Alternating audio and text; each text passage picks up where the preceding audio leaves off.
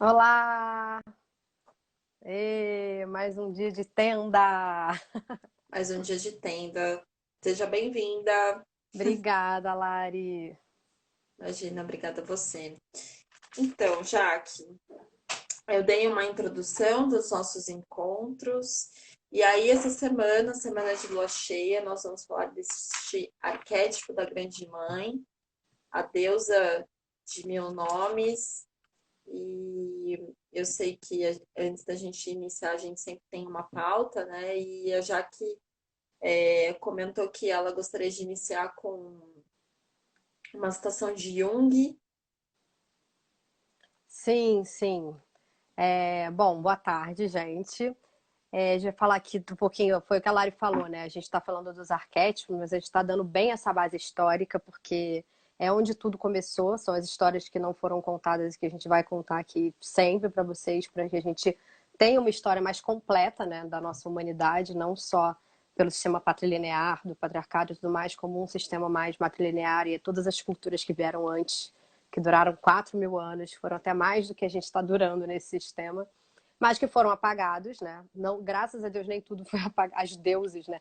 Nem tudo foi apagado, mas muita coisa ficou. Por exemplo, graças a Deus é uma expressão que eu usei aqui agora e que já é uma expressão que já está intrínseca dentro da gente de uma sociedade que cultua um Deus único masculino. Mas vamos lá, eu vou começar com essa citação do Jung que diz assim: tudo que pensamos com criatividade e inspiração, tudo que acalentamos, que amamentamos, que gostamos, toda paixão, desejo, sexualidade, tudo que nos impele à união, à coesão social, à comunhão e à proximidade humana, todas as alianças e fusões, e também todos os impulsos de absorver, destruir, reproduzir e duplicar, pertencem ao arquétipo universal feminino.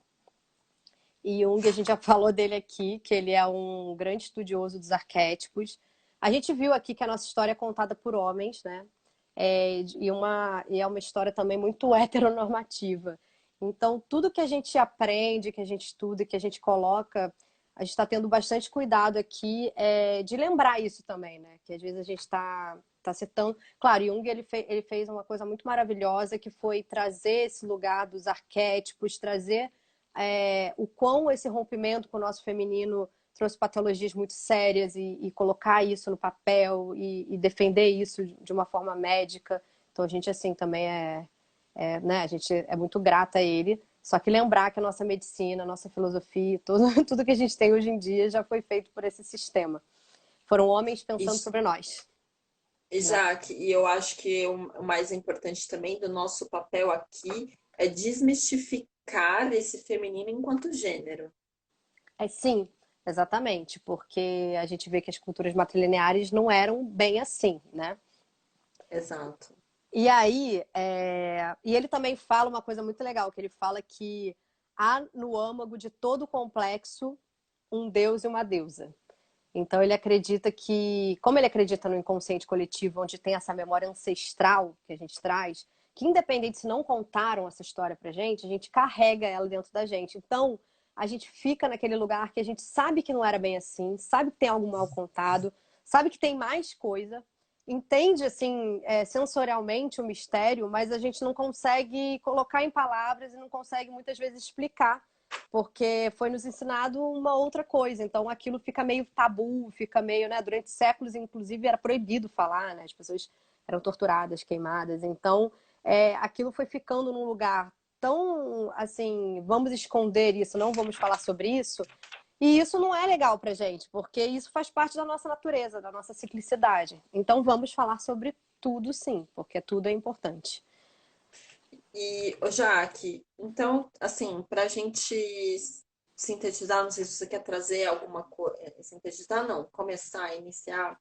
Não sei se você quer trazer mais alguma coisa, mas por que trazer essa deusa de mil nomes? Então, quando eu falei assim, vamos falar sobre a lua cheia, a gente poderia falar só sobre o arquétipo direto de Deméter, que é a deusa grega que chega até nós de uma forma que todo mundo já ouviu falar, digamos assim, né? Mesmo que não seja um entendedor do assunto, já está aí. Só que eu achei importante, ainda mais depois de tudo que a gente vem passando, né? Todas essas manifestações, tudo que está acontecendo, Falar que a nossa cultura, ela é muito, essa nossa base ocidental, ela é muito de um grego ateniense, de um lugar, de uma Grécia olimpiana, que já é uma Grécia onde já tinha mudado, já não tinha mais os cultos a Deus, já não era mais a linhagem matrilinear. Então, esse sistema patrilinear ele já estava instaurado ali, e aí nasce a filosofia, nasce o teatro, nascem várias coisas maravilhosas nessa era de ouro de Atena, e isso chega até nós, né? São nossas referências bases assim de cultura, né? Grego, judaica e cristã. E são referências completamente assim já inseridas nessa patrilinearidade. Então eu falei assim, não vou falar da grande mãe só Deméter. Claro que Deméter é maravilhosa, não é só no sentido que ela é o todo. Mas eu gostaria também de falar de todos os mitos que deram origem a outros mitos. O próprio mito de Deméter, ele tem uma origem que não é grega. Porque uma cultura vai deglutindo outra e vai contando de uma forma diferenciada. Então, eu achei O legal trazer. famoso telefone sem fio. O famoso telefone sem fio da época e que atendia a cultura da época. E por que deusa de mil nomes? Porque a grande mãe, raiz, lá atrás mesmo, antes dessa ruptura binária de gênero, ela era a deusa de mil nomes. Ela era a deusa que englobava tudo, né? A gente falou aqui várias vezes e vai continuar repetindo que ela englobava a terra sagrada, o mundo avernal, que é o mundo, né, da nosso inconsciente, do nosso útero, da nossa sexualidade, do nosso corpo, e o céu, que é a nossa conexão suprema. Então, assim, ela englobava tudo e ela não tinha gênero. Não tinha essa, sabe? Tipo, todas as manifestações que a gente vê da grande mãe nessas culturas matrilineares, elas não tinham uma forma física, não tinham um rostinho, entendeu? Então a gente acaba comendo uma cultura ocidental, grega ocidental, né, aqui no Ocidente, grega ateniense, olimpiana, e acaba conduzindo também a gente para um modelo né, de deuses heteronormativos e também que excluem raças, porque se a gente for pensar, a Isis, ela é do Egito, que está na África, entendeu? E aí acaba construindo o imaginário de uma figura de uma deusa na nossa cabeça, e a gente precisa entender que isso é uma construção também. Isso foi uma coisa que foi, né, que é a nossa referência ocidental. Mas que essas deusas, elas existem há muitos e muitos, né, desde os primórdios, elas estão em todas as culturas, elas têm todos os tipos, né, de raça, de cultura, elas englobam tudo. E elas não têm essa fusão, essa coisa de gênero, porque elas englobam o gênero feminino e o gênero masculino. Ela é a união dessas energias. Então, vou voltar aqui para eu sempre saio do meu caderninho, né? Vou voltar para o meu caderninho, eu faço um caderninho todo bonitinho.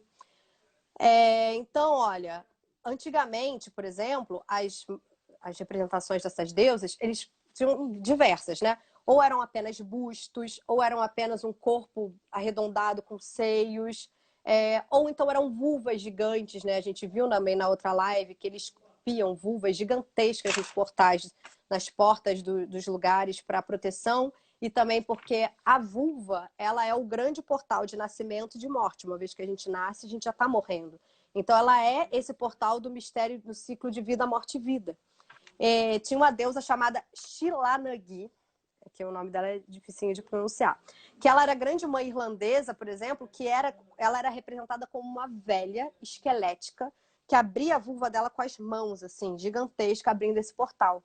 E a gente viu que com o tempo isso também foi se perdendo, né? Eles foram colocando a figura da anciã como uma figura negativa, negativando essa figura, como se a pessoa não pudesse envelhecer, como ser velho não fosse uma coisa boa. Sendo que nessas culturas matrilineares, quanto mais idade você tinha, mais sábio se era, porque era a função das avós, né, das mulheres mais maduras, passarem o conhecimento espiritual para as netas. Então, essa tríplice donzela, mãe, anciã, era muito respeitada, muito cultuada e era um laço muito forte entre as mulheres. Então é legal a gente ter essa imagem dessa deusa, grande deusa irlandesa, que ela era um esqueleto. Então, assim, e maravilhosa, era a nossa grande mãe. Pra gente desconstruir um pouco essa história, né, essa deusa quase princesa da Disney, né? Que às vezes a gente vê umas deusas, umas representações de deusas que são tudo bem, são gregas. Na Grécia elas eram assim, mas na África elas eram diferentes, como temos a Isis, né? Na Irlanda elas eram diferentes. Então a gente tem uma ideia. E ela E é representa. importante também, desculpa te cortar, já que é importante também a gente também se observar enquanto referências, né? Enquanto imagens, o que que a gente cria no nosso imaginário, como a gente visualiza o que é uma deusa para gente, né? O que a gente repele também, como que é essa imagem, né? Para mim, aonde que eu visualizo isso, né? Quais são as referências que eu criei nessa vida sobre essas imagens. É, que foram dadas a você, não só que você criou, porque são dadas referências pra gente. Hoje em dia a gente tem uma referência americana muito forte, né? E quando vem é uma referência europeia, uma referência, um recorte heteronormativo muito forte. Então é legal a gente sempre desconstruir e lembrar que isso tudo foi colocado depois e que isso não fazia parte daquilo naquela época, né? Então, por exemplo, essas vulvas gigantes que né, eram esculpidas nas casas, depois elas foram usadas pelos padres cristãos como gárgulas representando os demônios da sexualidade. Então, o portal de vida, morte e vida da grande mãe, por ela ser uma mulher velha, esquelética e estar tá segurando uma vulva gigante, ela foi tida como um demônio. E, na verdade, eles não conseguiram compreender a sensibilidade desse portal da vida, entendeu? Eles, como era uma vulva e já era uma época que era tido como pecado, o corpo feminino, a gente viu tudo isso, vai ver de novo. Então eles já taxaram como demônio, assim como o mundo avernal, que faz parte do reino dessa deusa tríplice, que é essa deusa de mil nomes, foi colocado como um inferno. Então, para a gente ver as distorções que foram acontecendo durante esses séculos, né, de humanidade. Ô, E Jaque, eu vou pedir desculpa só para cortar um pouco o seu raciocínio, mas só para você sintetizar o que que é esse mundo avernal. Então, o mundo avernal, a gente vai ver de novo, vou falar mais especificamente dele, mas a gente viu aqui na live do Dito de Passagem, ele nada mais é do que o nosso inconsciente e também o mergulho no nosso corpo. No caso da mulher, no nosso útero, na nossa sexualidade, na nossa energia criativa. É entender que a gente tem os mistérios dentro da gente, que a gente morre e renasce todos os meses através da nossa menstruação, que é sagrada, e que a gente é capaz de criar uma vida. A gente dá a vida e também dá a morte, porque uma vez que a pessoa, né, que você nasce, você está caminhando para a sua morte. Então a gente tem essa capacidade de gerar a vida, né, da vida e da morte dentro da gente.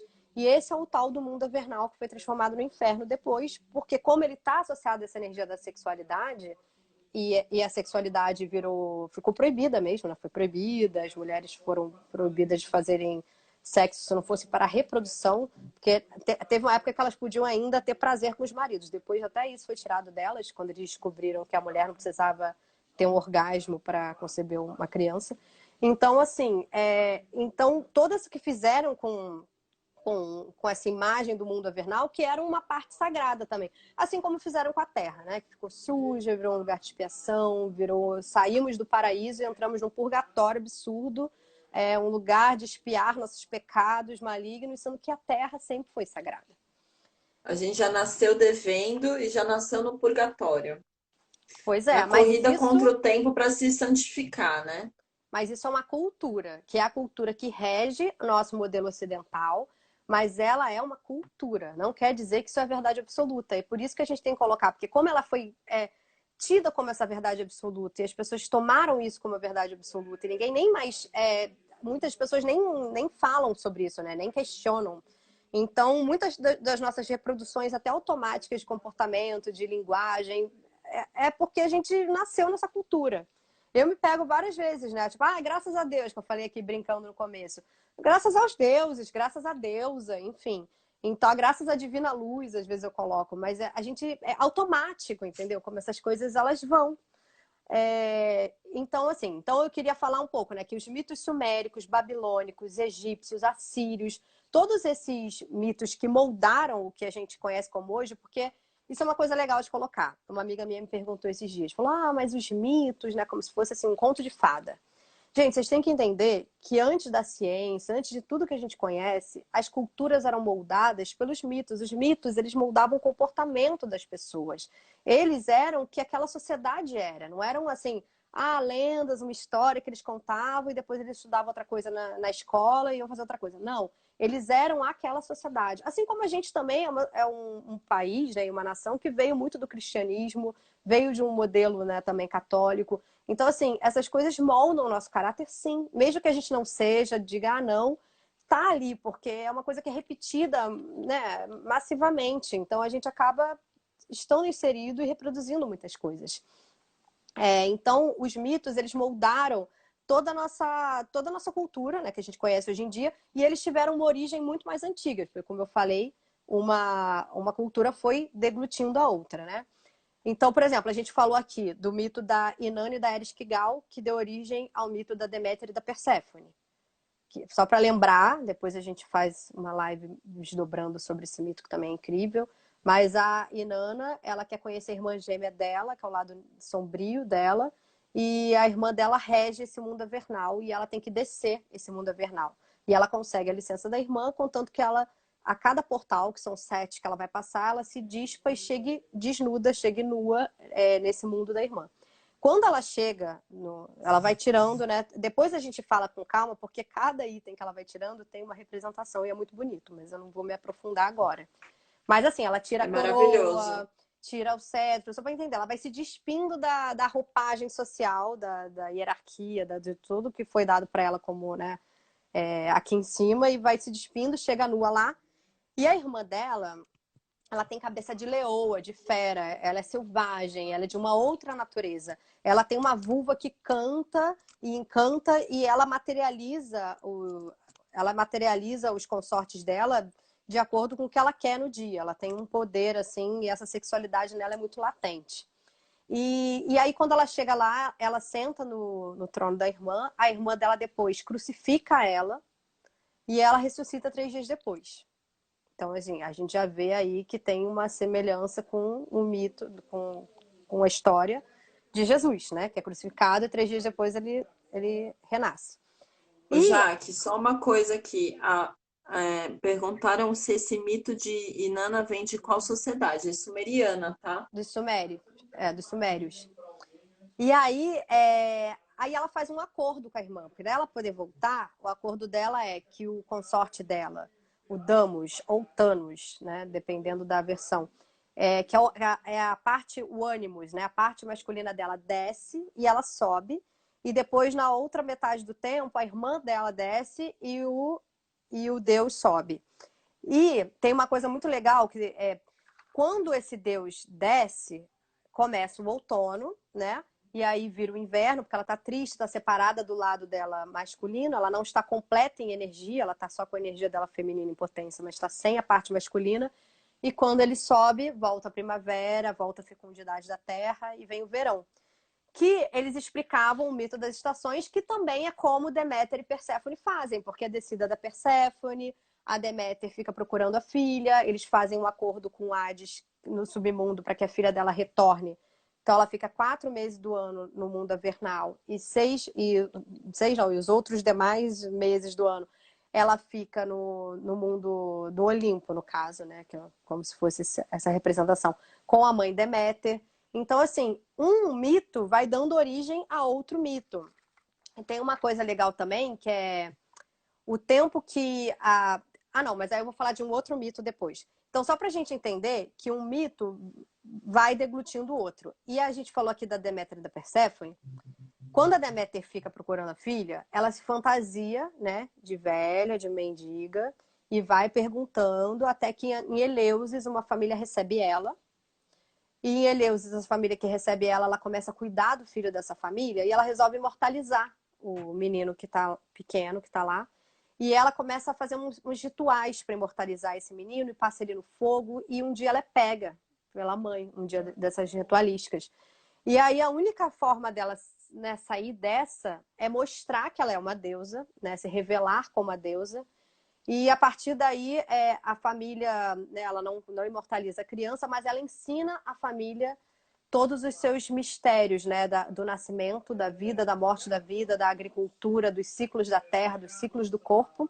E isso é em Eleusis. Então, ela dá origem aos mistérios de Eleusis, que a gente vai ver aqui, que foram consagrados durante muitos e muitos séculos.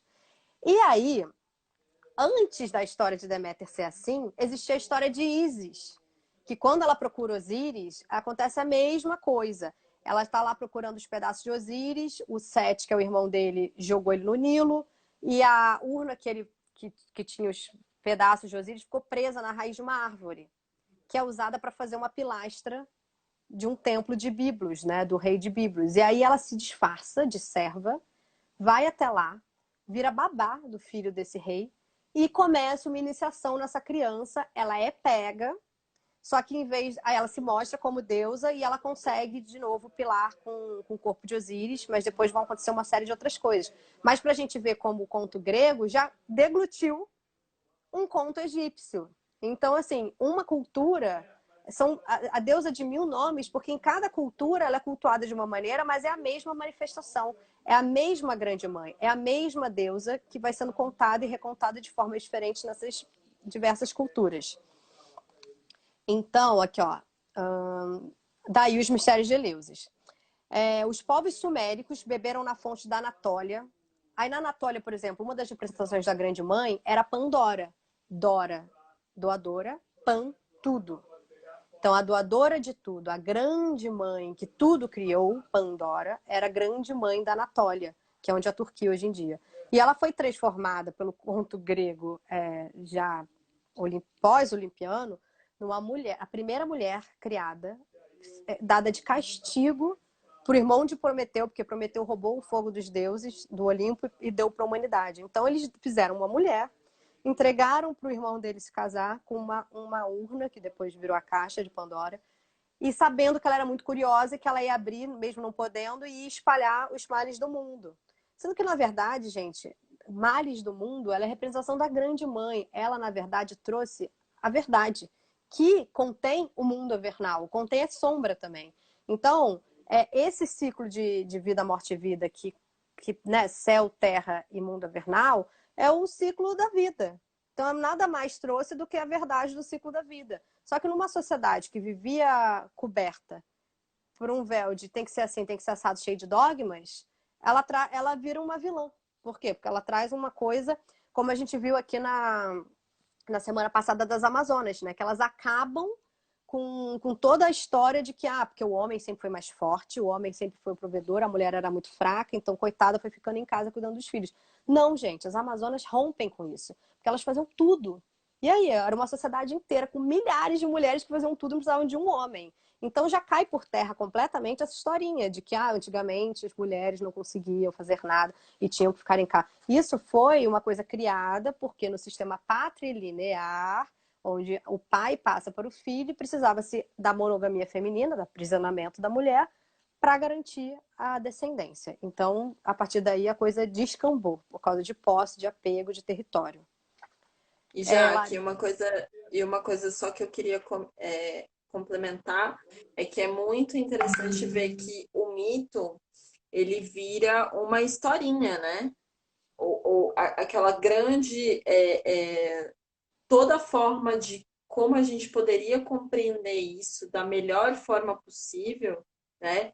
Trazendo essa complexidade do mito, mas ao mesmo tempo se observando nele, ele vira uma grande historinha muito superficial e também algo muito velado, né? Tipo assim, isso, ponto, acabou, e ninguém fala muito sobre isso. Fica um grande tabu ali.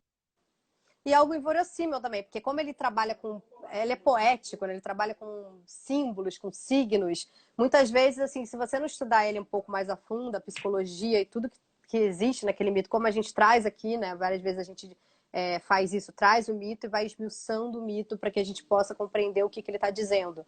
Que essa é a grande riqueza, como ele tem camadas, né, da nossa psique, do nosso psicológico, da nossa ancestralidade, como ele é rico desses elementos. Só que a gente precisa se treinar, né, para entender. Agora é engraçado que Jung fala que mesmo sem essa compreensão mental, ele acessa a gente, ele vira chaves na gente.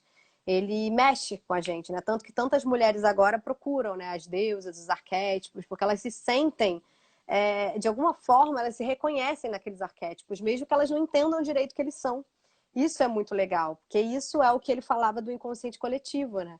Desse lugar que mesmo que você, dos nossos registros acásticos, vamos dizer, que mesmo que a gente não toque nisso, isso toca na gente. De alguma forma, a gente se sente tocado. Então, ó, Perfeito. os povos... Ah, tá. Então, os povos suméricos beberam na fonte da Anatólia, né? Então, a gente teve os suméricos, os babilônios, os assírios, todos eles falam dos mitos e das louvações às deusas, né? Então, essa cultura alimentada com o feminino... Ah, isso é uma coisa que Jung fala também.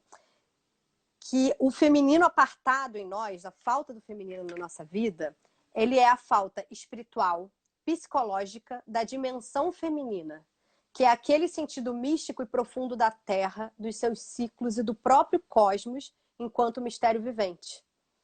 Então, assim, a gente está inserido no mistério. A gente não sabe o que acontece, né, exatamente depois da morte. A vida é um grande mistério. As coisas acontecem e a gente sabe que a gente não é capaz de ler tudo. A gente sabe a grandiosidade do que a gente está inserido.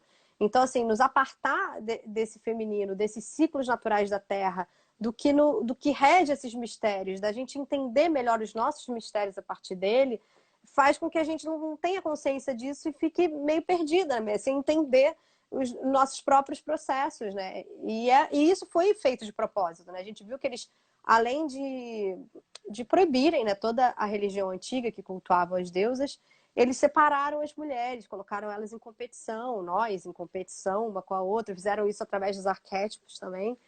E isso também formou uma sociedade esquizofrênica. Assim, a gente quer falar sobre nossas questões, quer se unir, quer se ouvir, quer aprender uma com a outra. E a partir do momento que é guerra, que não pode, que vira inimiga, a gente perde também esse dom dessa sabedoria, da gente entender os nossos processos naturais, que é o que a Tenda propõe, né? Sim, Então, e da gente desconstruir também, né? Já que eu acho que esse é o mais difícil, né? De trazer, por exemplo, é, como algo normal, né? As mulheres serem competitivas ou serem inimigas umas das outras, e trazer isso como uma grande normalidade, né? Nos nossos comentários, nas nossas posturas. Então, também é uma proposta nossa aqui de desconstrução e reflexão disso. pois é, porque a gente se fortalece como mulher, como ser humano, como indivíduo, e evolui muito melhor juntas, porque a gente aprende com o processo. Eu posso estar passando por um processo e a Lari já passou por isso, e ela vai me dizer, e a gente vai crescendo, vai ampliando, né? É o que hoje em dia, graças a Deus, a gente tem a literatura, né? Eu vou muito para os livros quando eu estou querendo entender uma coisa, eu falo, meu Deus, de onde eu vou começar? Os próprios arquétipos e deuses que mexiam muito comigo, eu para entender melhor, eu fui ler. Só que mesmo assim, muitas vezes é uma visão masculina, porque foi um homem escrevendo sobre mulheres, né? E é muito legal a gente ter uma outra, né? Para entender, para trocar e para saber do âmago do feminino como é passar por isso, sabe?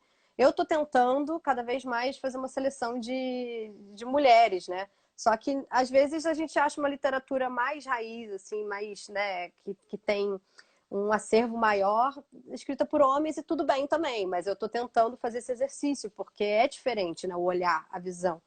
Então, a deusa ela é o poder manifesto em toda a fertilidade, em todas as formas, humana, animal ou vegetal. E anualmente a deusa ela se unia ao deus pastor, né? Para os sumérios era o Tammuz ou Damos.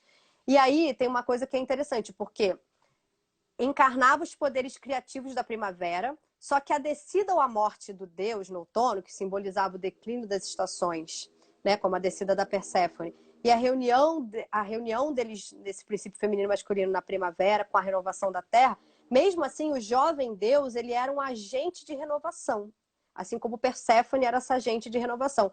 Agora, quem ressuscitava o Deus, quem fazia essa descida do Deus e fazia esse ressuscitar era a deusa, a grande mãe. Então é através dela que ele nasce, tanto que fica nos mitos fica meio assim, ele é meio filho e meio marido dela, porque ela dá a vida para ele e ao mesmo tempo como ela dá, também tira no sentido que nasceu vai morrer. Então ele tem esse processo cíclico e é ela que faz essa energia da renovação. Então ela precisa da energia do masculino, mas as energias estão complementadas. Uma precisa da outra. Para nascer, precisa passar por esse portal feminino. E esse entendimento de que esse portal feminino precisa ser acessado para que as coisas nasçam e se renovem era fundamental. Eles não tinham como pensar afastado disso, né? Como se isso afastar a energia do feminino. Não tinha como. Então, mesmo com precisão dessas duas energias, tinha uma harmonia profunda e uma segurança nessa união sagrada entre a mãe e o filho amante, né? Porque como ela ressuscitava ele, ela também tinha essa função. Então, as relíquias arqueológicas dos cultos matrilineares remontam aos milhares de anos, até o Neolítico, entendeu? Foram séculos de culto ininterrupto em muitos povoados para essa deusa de mil nomes. E o culto à Grande Mãe, a essa grande deusa, sobreviveu até a época dos romanos. Na verdade, ela foi extinta total com o cristianismo, né? Mas até ali ela sobreviveu. Então, mesmo quando o cristianismo entrou, até ele ser implementado dessa forma, né, maior, ainda havia os ritos de adoração. Aí, por exemplo, Cibele era a grande mãe da Ásia Menor, né, que é a Anatólia que eu falei aqui, que é onde a Turquia, onde tinha Pandora também como grande mãe. Também teve a Cibele como a figura da grande mãe, que era originária da Frígia, deusa mãe da fertilidade, da natureza, criadora da humanidade. Os gregos adaptaram essa grande mãe como Reia, que era a deusa mãe filha da Gaia, da terra e do Urano do céu, que já tinha esse binarismo, e depois a Deméter acabou herdando esse lugar desse arquétipo da mãe. E aí, a grande mãe era a deusa de tudo e de todos, sem raça, sem gênero. Se a gente tivesse que humanizar, representar a deusa, aí eu coloquei assim mas eu já falei sobre isso, que se a gente fosse representar a Isis como uma mulher, por exemplo, ela estava no Egito, ela estava na África. Então, assim, sabe, ela tem que ser representada como uma mulher negra, né? Maravilhosa, grande deusa. E assim como várias deusas, assim, né? A gente foi falar da Santa Sara Kali outro dia e aquela história também nunca me desceu, que ela era uma serva de Maria. Se Jesus nasceu numa manjedoura, pai dele era, né, artesão. Ele viveu uma vida de desapego. O que Maria estava fazendo com uma serva negra num barco? As outras versões é que a Santa Sara Kali seria ou uma filha de Maria, irmã de Jesus, só que ela se transformada em virgem 5.000 anos depois do cristianismo, Muito mal contado também, né, já que todas as ou que possibilidades são muito mal contadas. ou que ela era filha de Jesus e Madalena. Existem várias, ninguém sabe, ela foi apagada. Só que como ela, a Santa Sara escura, aí transformaram numa serva de Maria. Isso para mim assim, nunca consegui comprar essa história, Imagina, a Santa Sara estava num barco à deriva com a Maria, mãe de Jesus, e graças à promessa dela, eles chegaram a salvo ao poder dessa mulher. Na França, entendeu? Então, assim, enfim, não que ela não pudesse ser uma serva poderosa, mas por que colocar ela nessa. Eu não consigo entender. Para mim, enfim, a Maria ter uma serva é tudo meio esquisito. Então tá. Então, esse modelo de deusa que a gente cria e humaniza, essa deusa que a gente às vezes, né, compra a deusa ali na loja esotérica, ela tem uma cara, né? Não existia, né? Ela era uma energia, que é uma energia feminina e masculina. Então, e a divisão da grande mãe em arquétipos mostra isso de uma forma mais abrangente. Como a Ártemis, ela possui, por exemplo, a gente falou aqui que ela possui esse equilíbrio, ela é não binária. Ela é uma virgem no sentido de autossuficiente, não precisar de uma energia masculina. Então, existiam essas mulheres que não precisavam de energia masculina. E é legal falar isso, porque existem mulheres que não precisam do falo para viver. E aí a gente também tira o mito que, né, que tipo, as lésbicas, coitadas, foram apagadas da história, né, como se nunca houvesse, não existisse. E sendo que a gente Não, não sabe existia.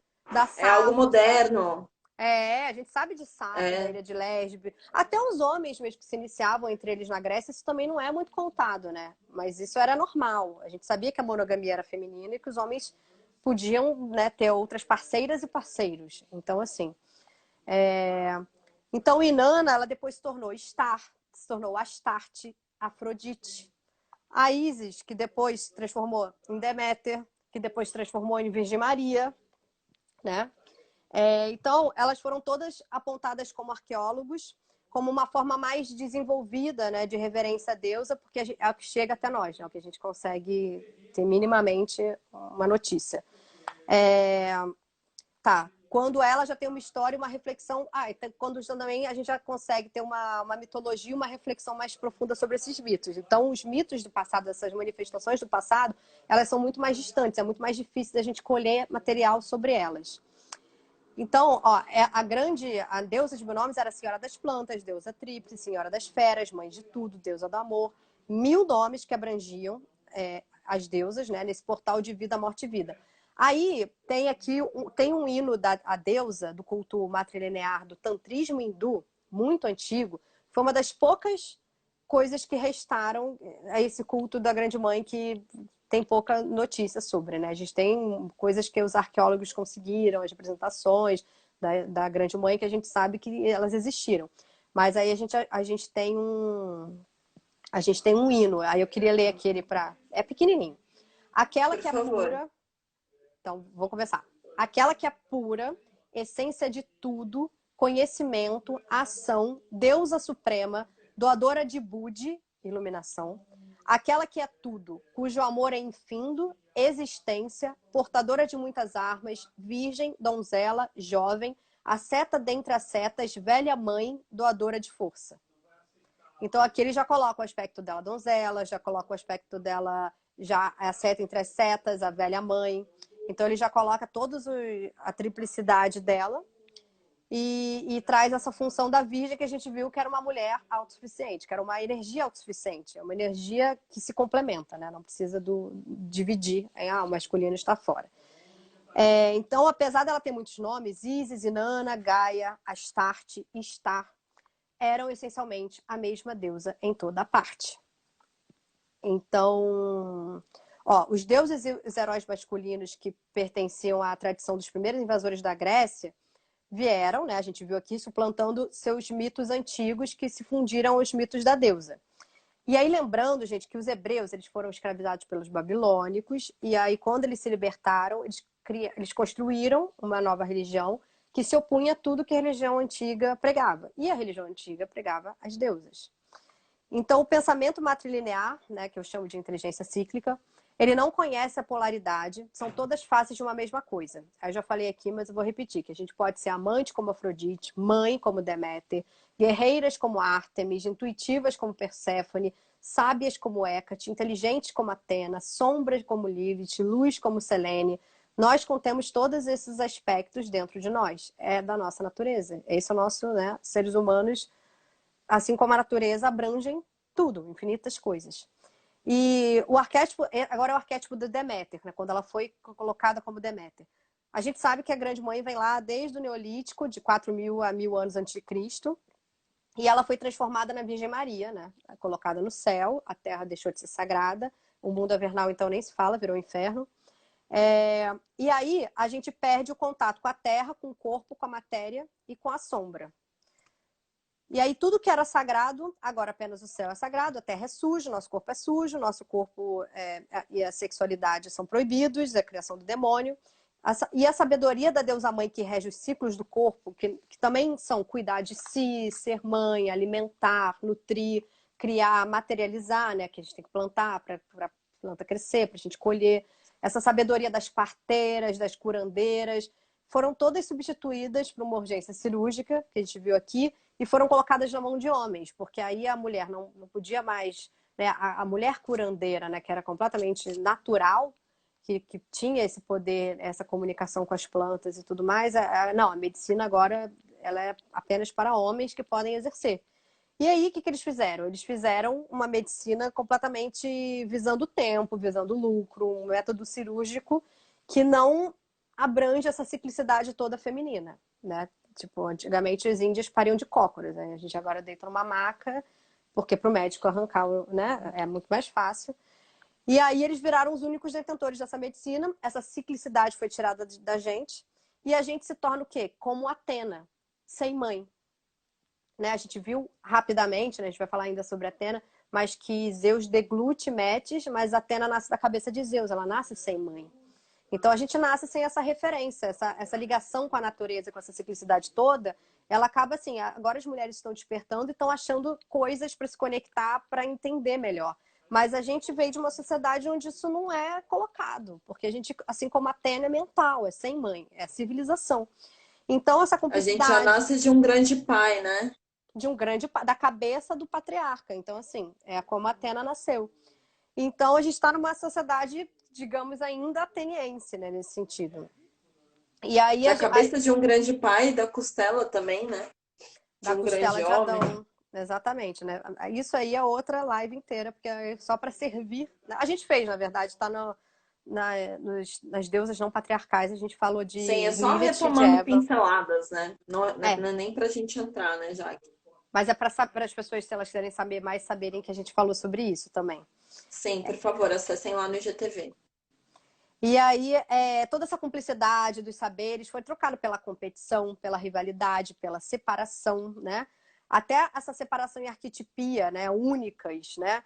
E aí, isso acaba gerando o quê? A intolerância ao diferente, né? Porque a gente divide em várias caixinhas, então, assim, se eu sou Afrodite, gosto de seduzir, gosto de ser sexy, você é a Hera, que é fiel e é casamento, então a gente já vai brigar, né? Já vai ter um problema aqui. Se você é Atena mental e eu sou Deméter, que gosta de cuidar de filhos, da terra, né? Pronto, já também não deu certo. Então, um começa a não tolerar o outro, a gente começa a ter rivalidade, a gente começa a dividir, que já é um pensamento patrilinear de território, de divisão. Eles fizeram isso não só com a pátria, com a pater, né? Daí que vem patriarcado, pater, território, pátria. Então, eles fizeram isso não só com o território, como eles fizeram com a nossa mente. Tudo bem, né? Vamos dormir com essa agora. Então, os cultos saem da natureza, né? E eles têm essa ruptura e passam a ser nas cidades. E o feminino, a nossa terra, a nossa natureza, começa a virar uma coisa assim: eu vou ali na natureza e já volto. Hoje eu vou curtir uma natureza esse final de semana. E a gente deixa de ser natureza. Então, ao nos afastarmos da natureza na cidade, nos afastamos de Deméter e os ciclos naturais começam a ser ignorados. Eu vou repetir porque isso é importante. Ao nos afastarmos da natureza na cidade, nos afastamos de Deméter e os ciclos naturais começam a ser ignorados. Que é o que a gente vê, o que está acontecendo hoje em dia, né? Da menstruação, do ser mãe, essa sociedade não preparada, né? Para mulheres que menstruam e dizer que isso é sagrado. Hoje em dia, né? Não, isso é sujo, isso é poluído, vamos tomar a pílula sequente para não ficar menstruada, não gosto de ter cólica. Então a gente começa a se afastar dos nossos próprios ciclos naturais, que é o que caracteriza a nossa ciclicidade, o nosso feminino, é o que é mais sagrado na gente. E aí o tempo passa a ser dinheiro, né? Em vez de ser arte. O parto, um momento de grande passagem, grande transformação de uma mulher, vira uma coisa prática, rápida, que visa o tempo e o lucro. E aí a Deméter, né, que é a mãe, a maneira instintiva de cuidar, de se doar, de ensinar, de alimentar, vira uma coisa meio ridícula, né? Vira a essência da mulher que não queremos ser. Né? Aquela mulher que fica ali cuidando dos filhos em casa, né? Porque né, com todos esses anos de repressão da mulher, criou-se uma imagem da mulher e aí junto uma coisa com outra já acha que Deméter, essa grande mãe, tem a ver com isso, já recusa a grande mãe, já recusa a Deméter na nossa vida. E tira Então, essa voz dessa mulher também, né, Jaque? Tira essa mulher tudo vira errada. isso. Exato. Agora estão voltando as mães que estão, né, estão ali falando sobre a importância de um parto natural, sobre a importância de se cuidar de um filho de uma outra maneira, de se ter um outro tipo de relação com a maternidade. Isso está voltando agora, né? Mas quantos e quantos anos, assim, você tinha um filho, daí a um mês, sei lá, acabou sua licença maternidade, volta a trabalhar, coloca a criança na creche. Virou uma sociedade, assim, né? Enfim. Desumanizada total. Que rompeu com essa grande ciclicidade feminina, né? Aí você ter criança pequena do lado é um problema. Ai, que saco, trouxe essa criança, né? Aí a mulher que tá com filho vira uma problemática. É uma coisa que não aceita, né? A mãe. A mãe tem que ser a mãe pura, impecável, a Virgem Maria lá do céu. Então, aí a mãe também deixa de ser sexy, né? Porque se a mãe é Virgem Maria pura lá do céu, ela virou mãe, aí já mudou de arquetipia, já não reconheço isso como vários problemas a partir daí. E E ó, tantas outras patologias, né, Jaque, que aí também é só para a gente refletir, né, desse idealismo, desse território de achar que a mãe é essa mulher que vai definir a minha família, e aí eu associo um outro arquétipo onde eu vou buscar uma outra mulher que me atende em outro lugar, né? porque não pode ser a mesma, né? Porque a gente se Não pode recusa ser a o ver... mesmo. Não pode ser a mesma. A gente mudou. A Afrodite não é Deméter, né? A gente colocou em compartimentos, então a pessoa, a mulher na questão não pode ser mais de uma coisa. Ou ela é uma coisa ou ela é outra, né? Que isso é um pensamento, né, bem yang, bem retão. E a gente está falando de uma inteligência cíclica. Então, gente, vamos lá. Deméter ela é regida pelo amor. Ela não é regida pela independência de Atenas ou Ártemis, ou pelo poder como Hera e Perséfone. Ela é como Afrodite, porque ela vive para o outro, ela se dá para o outro, ela se perde até no outro. Só que Afrodite, esse outro, ele tem essa pegada do Eros, do erótico, do outro como um adulto, né? Que ela vai se relacionar, seja homem ou seja mulher. Sexualidade. E Deméter, ela tem essa coisa da doação pela criança, pelo filho, pelos filhos, né? Pelas criações dela. Só que elas têm essa força, né? De se doar.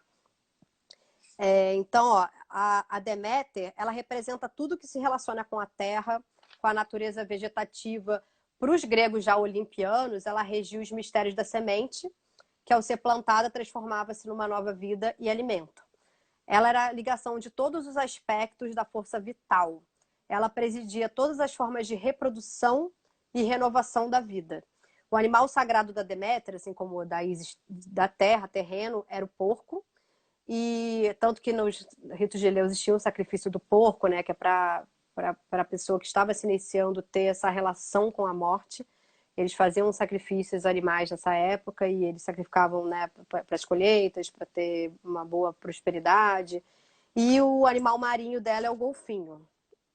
Então acredita-se, o culto a Deméter chegou na Grécia, acredita-se que ele chegou na Grécia pela Creta. E Creta era aquele lugar que eu falei que tinha um templo a Hera, que era como se fosse a grande mãe de tudo, e que depois vieram os arianos, casaram Hera com Zeus, e aí tudo começou, porque aí casaram a deusa, a mãe de tudo, com um deus homem, e aí já romperam, fizeram essa cisão, começou-se ali.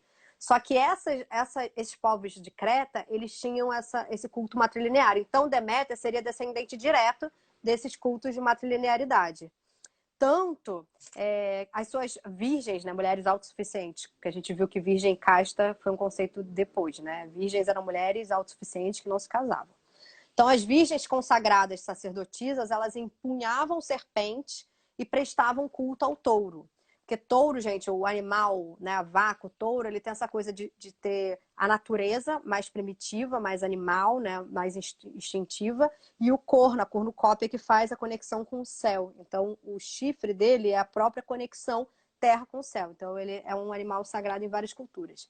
A Micéia de Elíade, ela descreve a religião de Deméter dizendo que ela chegou a complementar o espírito patriarcal dominante no culto olimpiano a Zeus, porque mesmo quando começou esse culto olimpiano aos deuses masculinos, ela ficou, assim como outras deusas ficaram, né, depois que elas foram apagadas. E o seu santuário em Eleusis ficou ativo até quase 2000 anos. O santuário dela em Eleusis foi destruído em 396 depois de Cristo, depois da era cristã. Quem destruiu ele foi Alarico, o gordo, e depois vieram os monges cristãos, que aí detonou mesmo, nunca mais voltou. Mas, ou seja, 396 anos depois da implementação radical do cristianismo, ainda tinha os cultos em Eleusis.